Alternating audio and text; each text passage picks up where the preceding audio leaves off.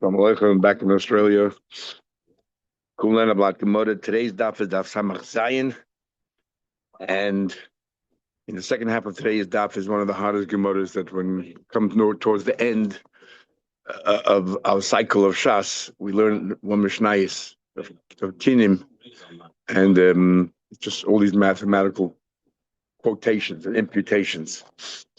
And actually, the Gemara itself sort of says it's nothing to do with our Gemara, but we threw it in anyway, trying to prove a side point, but became the main Gemara. But let's just quickly remind ourselves we had here, where Machlek Zebashur Rabbi Lazar regarding a chatus of a bird has to be done below the line, and an oil of a bird has to be done below the line, which is the opposite of what we do with an animal. And what happens if you did the oil of bird, you did it below the line? So Rabbi Lezer says, well, you didn't achieve what you had to achieve, so you're still stealing from the Beis HaMikdash, because the law is that you're moil, if you're using something that belongs to the Beis HaMikdash, you're a ganef, you're moil, you're stealing. But once we did all the stages of that matter it, then there's no longer me'ilah. Even if though you might not be able to eat it, but there's no longer me'ilah because you did all the stages through, including sprinkling the blood. So when he did an oila below the line, it is possible, and therefore you're still moil. Rabbi Shua, however, says that no, that if you did an oila below the line, it is not possible. It's treated like a chatas. In other words, you did all the activities of a chatas, and therefore, even though it was a carbon oila sa'if, you did it below the line. It's good enough. That's basically the argument that we had in the Mishnah, and we're going to discuss it now in the Gemara further. And Rabbi Lezer tried to prove it for different places, and so on. So it says the Gemara. We're talking about it. You did the oil below the line, but you did it exactly like a karma chatas. You did all the activities of a karma chatas, and you had a mind of karma chatas, but it really was set aside to be an oil. So Bishur said, okay, you're no longer considered a moil, because we'll see in the Gemara why, because we're going to treat it like a karma chatas, actually. Says the Gemara. Tanya, we learned, I believe that if you did the oila below the line, you're still moil, and I'll prove it to you. Asham, what happens? You take a carbon asham, the guilt offering. We're now Samach Zayin Omar Aleph, right by where the Gemara begins. But 10 lines on the top of the page. Tanya, we learned, so the Gemara continues the conversation we had in our Mishnah between Rabbi Lezer and Rabbi Shua. What happens on asham? Sheshachtei b'tzafin. An asham that you shechted on the north side, which is good, but you had in mind Shem Shlamim. You did it for the sake of a Shlamim, right? Yechir will prove it to you. Sheshina Eshmai, you altered its name, and yet Umay Libai. We don't say, oh, it's now like a Shlamim, and therefore you did everything's all right, and maybe you cannot eat the carbon, whatever it is, but at least you're no longer stealing. We don't say that anymore. Therefore, Rabbi Lezer says, Al Tetame, don't be surprised. Sha'afa pisha shina shma, you change the name of an oila to a chatas, that's still yimuluba. So the fact is, you did everything right as far as the chatas is concerned, but this is an oila. Doesn't work. No. By Asham wasn't a full change. Maybe you had in mind a shlamim, like Shinas Makaima, you still did it in the north. So you did an Asham wrong. It doesn't take on the identity of a shlamim. So we're Daf Samach Zayin, and the last thing we learned was what Rabbi Lezer's argument of Lezer Yeshua. If you oil a bird that has to be above the line, if you did it below the line, and you treated it like a chatas, you called it a chatas, you did all the activities of a chatas, that you only did, the way you sprinkled the blood, the way the malika and all that is it's you're still stealing from Beis HaMikdash because you didn't do the right activity. So it's still an oil you passed. However, Rabbi Yeshua said it's good. Now that it's a chatas, you're no longer considered stealing. So the Gemara is continuing the discussion between Rabbi Lezer and Rabbi Lezer is trying to prove, look, an Asham, you did it wrong, and we say that you're still moil. We don't say that if you did an Asham and you had in mind a shlamim, it becomes a shlamim. It's still an Asham, and it's asa. Says Rabbi Yeshua has no proof, because in the case of the Asham, you treat it like an Asham, just because you changed the name, but you're still shechted in the north. You had in mind a shlamim. Shlamim doesn't have to be in the north, shlamim can be anywhere. And you dafka did it in the north like an Asham. So therefore, it's possible you didn't do the right activities, and that's why you're still stealing. Toima, about 7 lines into the Gemara. Toima ba'oila shashina shmam. Not only you changed his name, you called it a chatas, vishinas b'kaima. You did it below the line. So you did it completely like a chatas. Okay, what about the following case? Osham sheshachtu b'darim. Not only you change the name of the Osham, you set aside an animal to be an Osham, but then you shechter on the wrong side. So you change the name, you had a minor shlamim, you thought it was a shlamim, and you did it on the wrong side. L'shem shlamim yichich, sheshina shmai, v'shinas mekayim. You changed his name and his place, and still stealing because you didn't do the right thing. So don't be amazed. When I say that the carbon oil of a bird that is supposed to be above the line, so that even though you called it now a chatas, you did it below the line. You're still considered stealing from the base of English. No. Again, you can't compare. In the case of Asham, you change the name. The shin is mekayim, you change the place. Or shin is ma'asav. The activities of an Asham and a Shlom are basically the same. Toimer yishacht. Toimer. No, we're talking about the yishachting, the malika part, the shachting. Toimer. But oila, let's say by an oila, shashina shma, not only you change his name, but besmasel, you change all the activities. Rishina Bakam, you did everything, you treated exactly like a chatas. Yeah, Amar Rava says, Rava, the name Eloi, why doesn't he say, why don't let it go one more step? Rabbi should say, Asham, what about the following case? I'll give you a case of Asham identical to the case of the bird of the oil, and that is, Rabbi Lezer said, what about an Asham sheshachtu b'darim, you shechted on the south side, l'shem shlamim, you had a minor shlamim, so you changed the name, b'shinit bailim, you had the wrong person in mind, that's like changing activity, b'shinit shma, here you change your name, b'shinit mekayim, you did on the other side, the south side, b'shinit ma'asav, here you change a major activity, you had the wrong person in mind. But like by not saying that Shmamina, in this case, I'd sure would agree. Nochi's Rabbi Lezer, the time Rabbi Lezer understood what's behind Rabbi Yeshua. Rabbi said, what's the logic of Rabbi Yeshua? It was a bird, an oil bird. And you did it all wrong. Why should we say that, oh, you did the matir all right, and therefore you're no longer stealing from the base of Mikdash? So Rabbi said, no, the logic is, you did it below the line, and you did it all the activity of the chatas, l'shem chatas for the chatas, kivin shemolag basim echad, you did the malika of one sign. Now remember, on oilers you have to do both signs. You have to completely sever the heads. You have to do both simanim, the esophagus and the trachea. But when it comes to a chatas, you're not allowed to. We had a machlek. One opinion says that b'dev if he did is all right, but the chacham, you're not allowed to sever the head. No, you're not allowed to even sever both simanim. Only one siman. Even shemolig ba siman echad, but by as soon as you did one siman, nimsheches v'nasa chatas oif. It became the bird actually became a chatas, which is very different. By an osham, you made an osham, and then you do all these wrong activities. Of course, no good. So if you change the bail and take, you have Yeshua's moida. Well, is an osham, you did it all wrong. You're still stealing from the base of midrash because you haven't done the matter. You haven't done an activity that's actually going to permit it. But in the case of the bird, when you did that oilas oif and you did it below the line, you did all the activities of a chatas, it became a chatas. It's now a chatas, and that's why it's good. So follow that logic. So why not the reverse? What happened? You did a chatas bird and you did it above the line. It seems to the Mishnah that only if you did an oiler bird, which is supposed to be above the line, you did it below the line, it's kosher. But if you did a chatas bird that belongs below the line, did it above the line, there's puzzle, and you're still moil because they're only arguing in the case of the oiler bird below the line. But according to your logic, that if you change the place, but everything else you did it like the other bird, it becomes that bird. So why don't you follow the same logic and say, well, if you took a chatas bird and you did it above the line, it became an oiler bird. It is an oiler bird. It should be kosher as an oiler bird. If you did everything above line, as soon as you did one simon to Moshe, let it be now considered an oiler bird. And maybe Taka, who said no? Even though they're arguing in the Mishnah only in the case of an oiler bird going below the line, how do you know they're not arguing also? The Mishnah didn't bother telling you all the cases. Maybe they're also arguing in the case of a chatas bird you did above the line. Same machlekes. They're arguing. This is how you're supposed to read the Mishnah. What do you mean? Take the Mishnah literally the way it is. Because in the Mishnah, what does it mean? What it means is that since the Mishnah says they're only arguing in one particular case, the oiler bird below the line, that's all they're arguing. My love, this is you read the Mishnah literally. Don't add any more arguments. The Mishnah says they're only arguing in the case of the oiler bird below the line. That's it.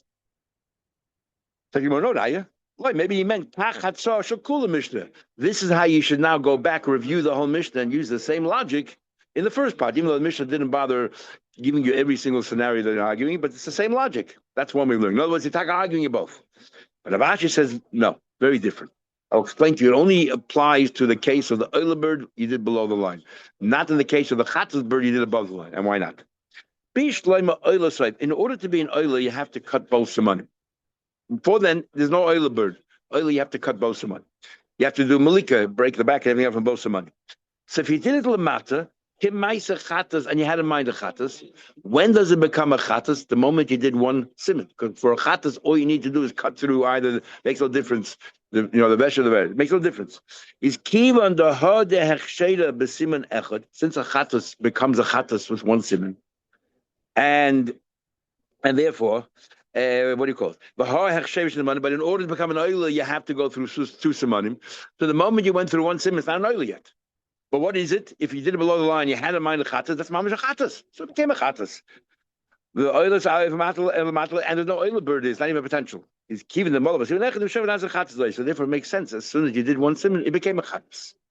If you did a chatas above the line, since you said everywhere is kosher, if you did a chatas bird above the line, since you were supposed to be an oiler bird, and you did it right, and you're having in mind an oiler bird, but you did only one simin, and it's really a chatas bird, it became puzzle because you did the chatas in the wrong place, and you did it. What do you call it? Having in mind that it's an oiler bird. What do you call it? Kihada, so therefore it became like a puzzle of chatas now. And then Kihada Molag Bidach. So what do you want now that he cut the second one? Let this chatas bird become an oiler. Once you labeled it puzzle, you cannot take away that psul and make another bird out of it. In the case of the oiler bird going below the line, it never became puzzle. It never got to the point of an oiler. How can that turn into an oiler's life? So now the Gemara can analyze what Ada Barabba said. And this is where we get into Kinyan now, because we're going to remember. Ada Barabba said that the whole logic is that the oiler bird became a chatas bird. Now, a woman who gives birth has to bring a set of, if she cannot afford animals, she brings a set of birds. She brings an oiler and a chatas. She brings two birds, an oiler and a chatas. Now, we're going to talk about cases. Don't ask me what kind of kohen and responsible kohen we're going to talk about here, but this is all those different scenarios about where she decided, in addition, she's so happy. Oh, she said, I'm also going to bring a voluntary pair of birds. A neder. She's making a neder. Voluntary is only oilers, right? You don't bring a chatas voluntary. So if she said, I'm going to bring, then she had a zocher. I'm going to bring two sets. One set is going to be two oilers. In other words, this is my neder. And one set is my choiv. My choiv is I had a baby, so this woman said I have a baby, so I have to bring a zocher, I have to bring a chatas and an oiler. In other words, in total, you got to bring three oilers and one chatas. Three go above the line and one below the line. Okay. Another thing is if she made a neder that she's, you cannot bring in one set, what do you call it? Two different, whatever bird you bring. Let's say you bring a pigeon. And no one has to be a pigeon. If you bring a dove, the other one has to bring a dove. You can't bring the oiler, should be, let's say, a dove, and the other oiler is going to be a pigeon. Both birds have to be exactly the same. And we're going to bring in a cage pair for each pair. We're going to bring in soon that what happens, she declared which one she's bringing. She just can't remember if she said pigeons or doves. So she has to bring two pairs to satisfy both in the Durham. But then the claim messed up, did it below the line, don't ask. It's a whole mess up here. Okay, all they do is work one day every 24 weeks, and he messes up. You think they have plenty of time to train. So that's about this. Said the Gemara Gufa, let's analyze of Ada Barava. Gufa, Rabbi Yeshua, what Rabbi say that Rabbi Yeshua held that if you did it below the line and you had in mind a chat, so you didn't want simon, it turned into a carbon chatas. So you says chatas. Tosh, let me ask you a question. If so, I don't understand one of the fakers that we are about to present. It's really this. What happened was there were two women. Rachel and Leah. Rachel and Leah. Two women. And they both gave birth, and they both had to bring an oil and a chatas together. And what happened was they decided, we'll bring it together. We'll buy, maybe if you buy four, you get a cheaper price. So they bought it together. They bought two birds for chatas, two birds for an oil. One of them brought an oil, already. They just had now a chiv of a chatas, and one of them brought a chatas, they have a chiv of an oila. Right? And both are together. One of them still has to bring a chatas and standing carbon, and one has to bring an oil and outstanding carbon. Okay, so Rashi says, just for simplicity, Rachel, all she needed was a chatas, and Leah, all she needed was an oil. Simple. Should be simple. But what if it follows? Chatas, one woman had to bring a chatas, one woman had to bring an oil. And then the kohen, by mistake, thought that they both chayiv the same carbon. So also stay in the mila. He did both carbons above the line. One of them fulfilled their carbon, but one of them didn't. Because the one had to bring a chatas, had to bring below the line. Or also stay in the mila is machzor kosher, machzor posel. The one had to bring a chatas is posel, the one bring oil is kosher. Stay in the matter. The kohen by mistake did both below the line. Machzor kosher, machzor posel. After the mila, after the mat, he did one above and below. He had no idea which one he did. Stay in psulas. They're both not valid. Why? Shani maybe the chata is karvel l'mayla. Maybe by mistake he brought the chata above the line, and the oil karvel l'mata, and the oil he brought below the line. And he doesn't know. He doesn't remember. Now the question is, so what? At least the one who was supposed to bring a chatas, even if it was the oil that was brought before the line, below the line, should still be Isaac, according to what Ada Bar Abba's logic in Rabbi Yeshua, that the oil became a chatas. No, so who cares? So the only one outstanding is the one that has to bring an oil. Isn't he now the karvel Tim should have a chatas. Let's become a chatas. So that's not a problem. The same person owned both kabbanas, and then what happened was by mistake the chatas bird was above the oil bird went below the line, so you satisfied your chatas. Oh, but today Gabra, it's the other person's oil bird that came down the line. How does it help me? I have my own chatas. It's her oil bird. Doesn't help me. But today Gabra, me, I'm a. You brought the other one at a different point. Sorry, it's not at the same. You said she already brought the other one. Yeah, the other carbon. Yeah, you only have an outstanding obligation to bring one carbon. So therefore, each one has to bring again that carbon. Okay, Toshma. Next scenario. So what happened here was there was a chatas. There was a chatas and oil, same like before. Now what happened here was that there were two women who joined together. They brought 3 sets of pairs together. One of them, each one of them made a neder to bring a set of oilers, and one of them is chayiv a chatas still, one of them is chayiv an oiler for their obligation. Okay. No, sorry, this is what happened. One woman, Rachel, had to bring an oil and a chatas. Leah had to bring an oil and a chatas because both gave birth, and then they had to bring 2 oilers as a donation, whatever it is. So this is what happened. What happened was chatas the outstanding one was a chatas, one was an oiler, and then stuma. Then they set aside another pair, but didn't declare what it'll be. They didn't declare what it will be. Just 1 second. There's a different gear. So I just want to see what this gear is here. Sorry. Okay. They were stuma. Stuma means they just stand brought. I don't care which ends up being an oil. I don't care which ends up being a chatas. I don't care anything. That's the one. And then they did umufareshes. And then they did another one where they cleared that this is going to be a chatas, this is going to be an oil, but they didn't say which one is going to be for which person. Which one is getting the chatas, who's going to get the oiler. They didn't clear all what's happening. What happens as follows. You have 3 things. You have one a chatas and oiler, which you declare this one is the chatas, this one is the oiler. Then you have another stuma, which you didn't say anything at all. They join together in these 3 sets. Then you have another one stuma, you didn't say at all which one is going to be a chatas, which is going to be an oiler. Then you had a mefreshes. You said which ones will be, but you didn't spell out who for which person. Also, kula l'mayla, if you did them all above, machzor kosher, machzor posel. So all the chatois are posel, and all the oilers are kosher. So one woman had to bring 3 oilers, and one woman had to bring, and 2 chatas. One woman had to bring 2 chatas and 3 oilers. Because in each group you had a chatas and an oiler, a chatas and an oiler. There's two oilers, two chatas, and then you had the first one, which was specific, whatever it is. Yeah. Okay, so one had to bring two oilers, one chatas, one had to bring two chatas, one oiler. And they bought together, I guess it's cheaper, whatever the reason is.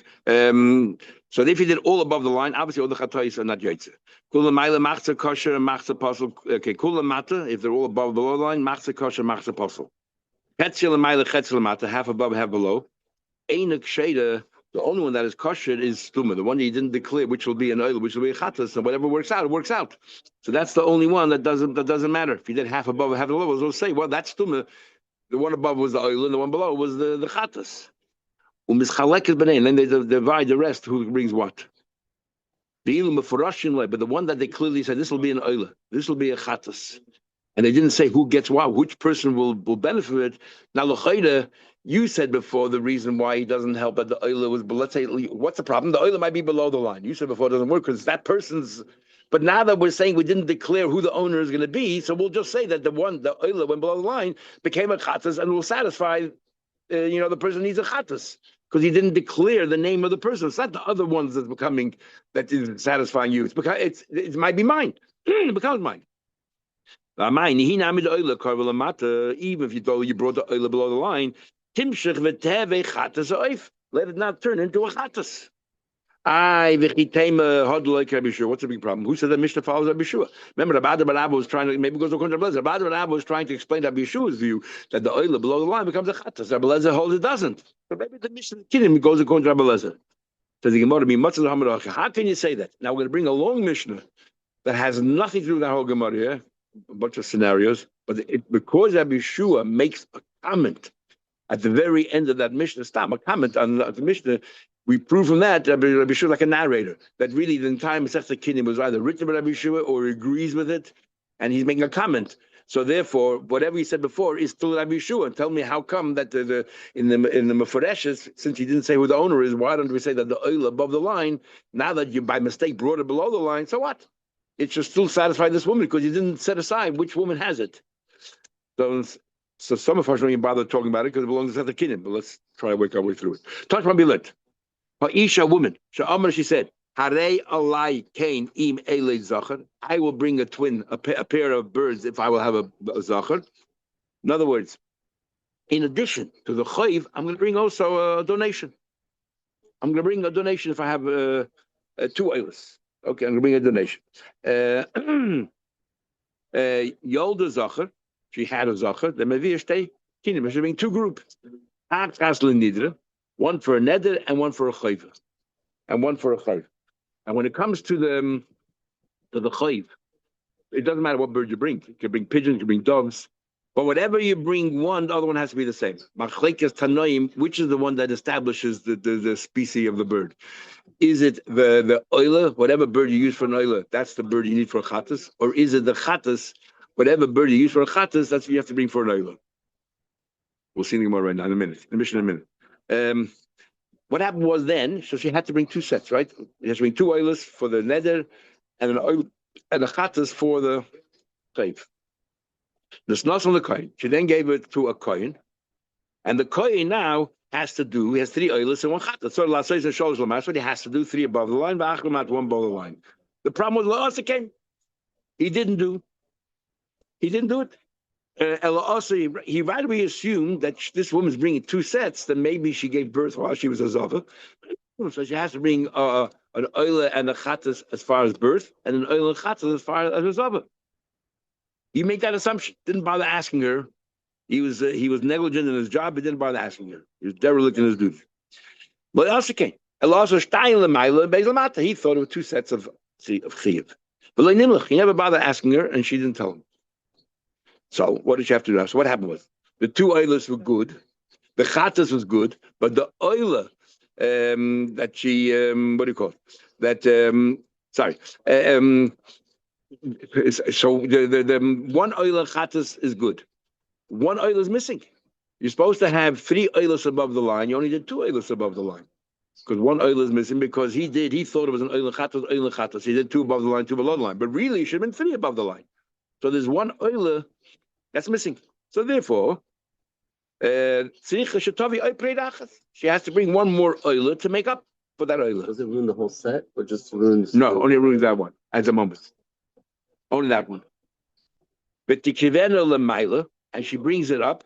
That's only provided that all the birds are the same species, doves and turtles, and we don't know. Also, we don't know which one was the first, was the neder, which one she brought neder, which is the which one was supposed to be the neder, which is supposed to be the chayv.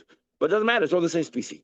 But mishnei meaning, if it's two meaning, so now we don't know which is the neder. One of them she brought was doves, and one of them was pigeons. We don't know which one ended up being the chayv, which one ended up being the neder. So therefore, it could be the neder is the pigeons. It could be the neder is the doves. So and you were missing one oiler, so you got to bring out two birds, a pigeon bird and a dove bird, to make up the one that's missing. Tavish time. What about if then she went ahead and Pirsha Nidra, she went ahead and said, I am going to bring, my neder is going to be from a certain species, doves or pigeons, but you can't remember what you said. So l'chatchila, she had to bring two sets to satisfy her neder, because maybe her neder was for doves, two, or maybe her neder was for pigeons. So she had to bring, besides the set that she's al chayv, for later, she also has to bring now two sets to satisfy her neder. Just to bring now three. Why she has to bring three prayed? Because what do you call it?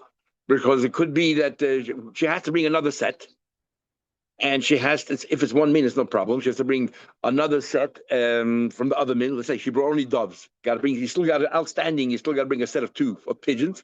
Plus, there's one oiler that went the wrong place, because the coin did, thinking there was an oiler and a chattas. What about the beis meaning? She brought from two different sets, and she doesn't know. We don't know which one he brought up as a neder, which one was a chayv. We said before you got to bring two birds. Now you got to bring four. Tavidalet. Two birds to make up for that oil that was missing, plus another set for the other species that maybe that's what you had in mind, because you specify which species, you just don't remember which one it is. What about kava nidra? She went further. Don't ask me why she did all this. She went further. She said, you know what? I'm going to bring she's so excited. I'm going to bring my neder together with the oiler bird of the chayv. In other words, I got to bring all, let's say, you got to bring two oilers. The same time that I bring, or I have to have in mind, the same time I bring the oiler, I'm also going to bring the oiler from the chiyah bird. I want to bring a lot of oilers together. He's all excited. Kava nidra, and the same mistake happened. She bring now another one. She has to bring another one to make, because now you bring the neder again. You got to bring the you got to fix up also that oiler bird. If it's 2 million, before you got to bring next one. What about Nasr? She gave it all to the kohen. She has no idea what she gave to the kohen. That's what she gave to the kohen. She gave to the kohen, but she doesn't remember. She gave kohen pigeons. She gave to the kohen doves. She has no idea, and therefore we don't even know what the kohen was. What she did. He has no recollection of what he did, above the line, below the line, pigeons, doves. No, he doesn't remember anything. So she has to bring now, remember her neder. She doesn't remember. She definitely specified pigeons and doves. She doesn't remember. Got to bring it all over again. She has to bring also two for the chayv, two oilers to match. Remember, she said she was cover. She said, I'm going to do it together with the oiler of the chayv. So, but she has to bring another oiler. Maybe it's pigeons, the neder, and the oiler chayv, and then the chatzas achas. You also got to fix up the chatzas, because the chatzas has to be similar to the oiler.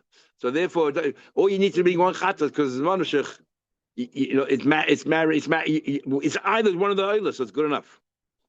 Ben says Ben says no. It's the chatas that establishes what the min should be. And since you don't remember what the chatas was, you got to bring two chatas, because maybe her chatas was. In other words, the first opinion says the chatas dragged along with the oiler. Whatever the oiler is, that's the chatas is. So therefore, she doesn't remember what she said. So the oiler will be pigeons. So So you already brought up one and so on. But Rabbi Yeshua, Ben said it's the chatzah that establishes, so you got to bring two, because you don't remember what you promised. Rabbi Yeshua said, this is the comment Rabbi Yeshua made. This is what they say. Kishuchai, when an animal is alive, it makes one sound. A sheep or goat, whatever, makes one sound. Or a bird makes one sound.